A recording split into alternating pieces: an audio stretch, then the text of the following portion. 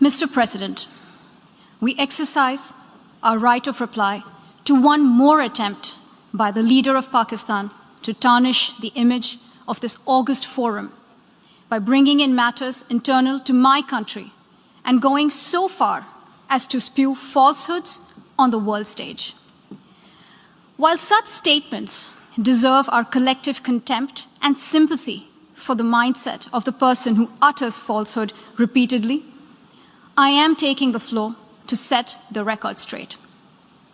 Regrettably, this is not the first time the leader of Pakistan has misused platforms provided by the UN to propagate false and malicious propaganda against my country, and seeking in vain to divert the world's attention from the sad state of his country, where terrorists enjoy free pass while the lives of ordinary people, especially those belonging to the minority communities, are turned upside down.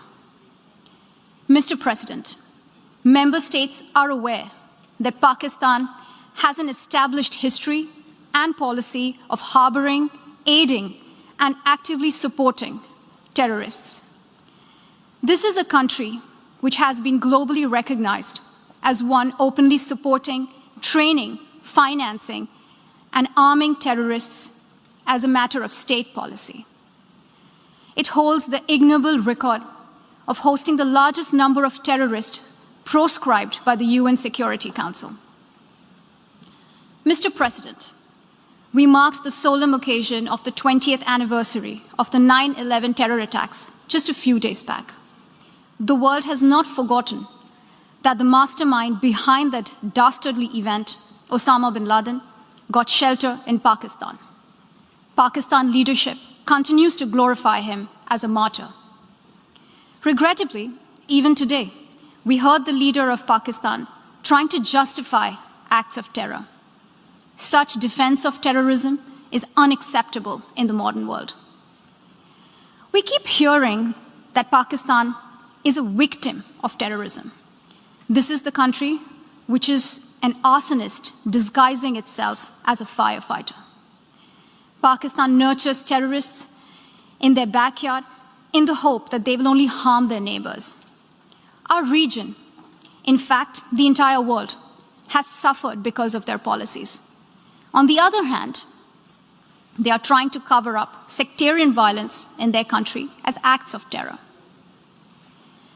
Mr. President, this is also the country that still holds the despicable record in our region of having executed a religious and cultural genocide against the people of what is now Bangladesh.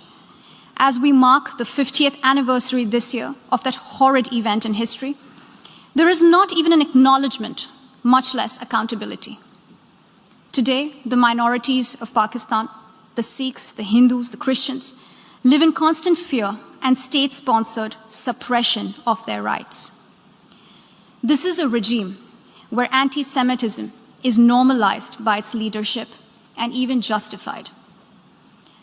Dissenting voices are muzzled daily, and enforced disappearances and extrajudicial killings are well documented. Mr. President, unlike Pakistan, India is a pluralistic democracy with a substantial population of minorities who have gone on to hold highest offices in the country, including as President, Prime Minister, Chief Justices, and Chiefs of Army Staff.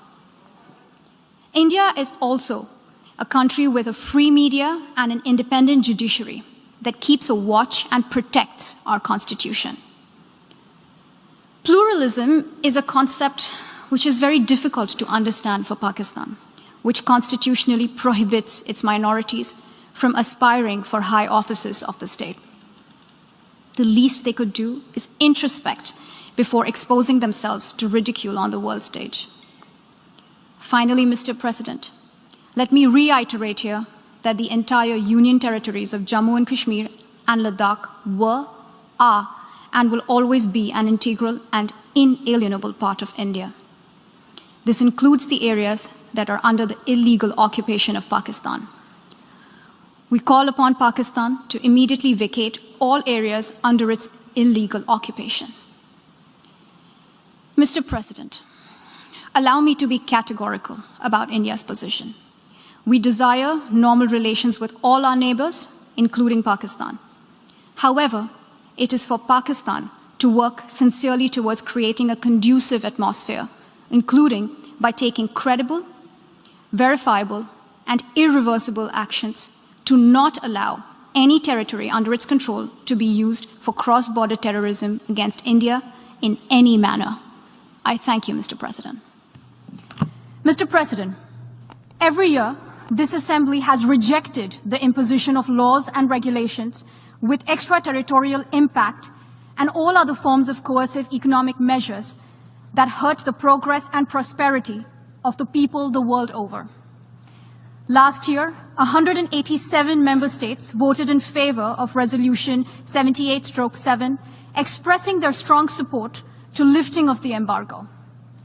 The General Assembly has also called upon all states to refrain from promulgating and applying and to repeal and invalidate laws and measures that have extraterritorial effects affecting the sovereignty of other states, in conformity with their obligations under the UN Charter and international law. There is no doubt that the continued existence of this embargo, in contravention of the overwhelming opinion as expressed by this Assembly, undermines multilateralism and the credibility of the United Nations itself.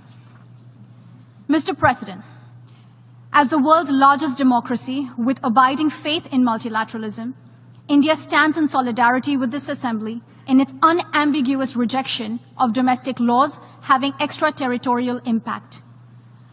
Such embargoes have the effect of impeding the full achievement of economic and social development by the population of the affected country, in particular, women and children. They also hinder the full enjoyment of human rights, including the right to development, food, medical care, and social services, among other things. India has consistently opposed any unilateral measures by countries that impinge on the sovereignty of another country. As in the 2030 Agenda for Sustainable Development, the recently adopted Pact for the Future has also strongly urged states to refrain from promulgating and applying unilateral economic measures not in accordance with international law and the Charter of the United Nations that impede the full achievement of economic and social development, particularly in developing countries. Mr. President, successive reports of the Secretary General have established that the embargo, particularly through its extraterritorial effects, has adversely affected the Cuban people and the developmental efforts of the country, with particularly devastating effects owing to shortages of essential commodities. The continued embargo would severely impact Cuba's ability to implement the 2030 Agenda in the 6 years that remain. Mr. President, people-to-people contact holds immense possibilities for fostering better understanding between nations. There is no doubt that the people of Cuba can contribute much to the needs of the global community today. But to enable this, the international community needs to intensify its efforts to promote an environment free from sanctions and embargoes. India hopes that the embargo will be withdrawn at the earliest and supports the draft resolution moved by Cuba. I thank you.